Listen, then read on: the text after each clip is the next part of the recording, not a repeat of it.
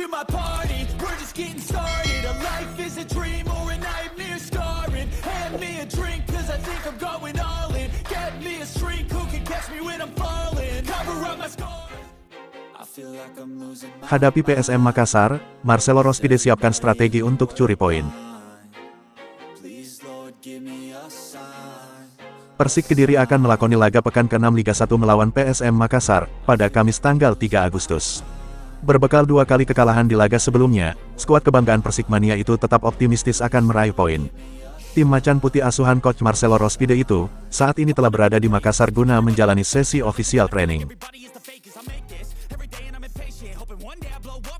Beberapa pemain diketahui tidak dapat bergabung, karena masih dalam masa pemulihan cedera. Mereka adalah Kurniawan Kartika Aji, yang sudah absen sejak laga kontra Persib Bandung. Begitupun dengan Simen Lingbo, pemain asing Persik yang harus ditarik keluar akibat cedera, saat laga pekan ke-5 kemarin. Satu nama lain yang harus absen, ialah gelandang andalan tim Macan Putih, yang dapat bergerak sebagai motor serangan, yakni Renan Silva. Hal itu dikarenakan, Renan Silva sebelumnya mendapatkan kartu merah, saat menjamu Persib Bandung di Stadion Brawijaya. Ketidakhadiran 3 pemain ini, membuat skuad Macan Putih kehilangan penyangga di beberapa bagian. Namun menurut pelatih Marcelo Rospide, ketidakhadiran mereka bukan menjadi masalah besar bagi skuadnya.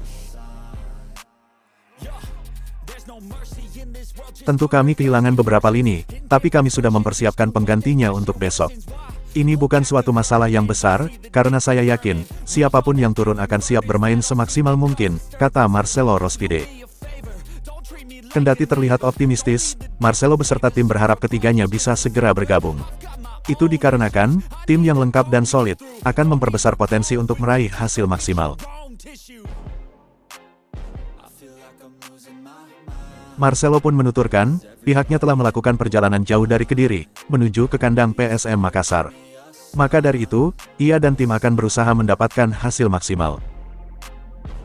Kami sudah persiapkan semuanya, PSM tim yang kuat, dan kami juga harus bisa mengimbangi mereka. Semua strategi besok akan dijalankan, dan kami datang jauh-jauh tentu mau hasil maksimal, ungkap sang pelatih.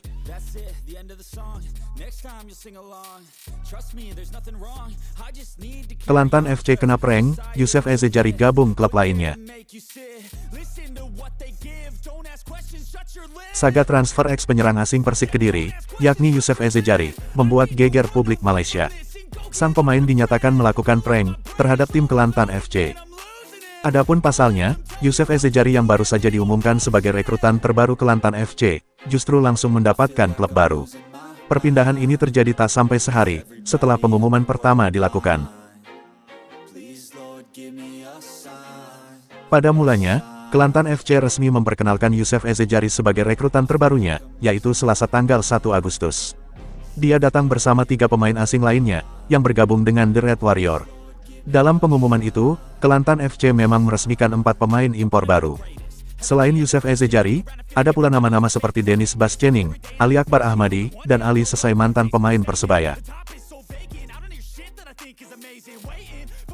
Namun tak sampai sehari berselang setelah pengumuman itu, striker keturunan Spanyol Maroko ini, justru diumumkan sebagai pemain asing klub Liga Super Malaysia lainnya, yakni Negeri Sembilan. Negeri Sembilan pun mengumumkan, bahwa Ezejari akan menjadi amunisi andalan timnya, untuk berkompetisi di Liga Super Malaysia musim ini. Perpindahan yang tak sampai sehari inilah, yang membuat pendukung kedua tim mengalami kebingungan. Hal itu dikarenakan, mereka tak menyangka terjadi keputusan dan perubahan secepat ini. Selain Youssef Ezejari, Kelantan FC juga dikabarkan gagal mendapatkan jasa 2 pemain impor lagi, yakni Jordan Mintah dan Andik Firmansyah, yang juga gagal mencapai kata sepakat di menit-menit terakhir.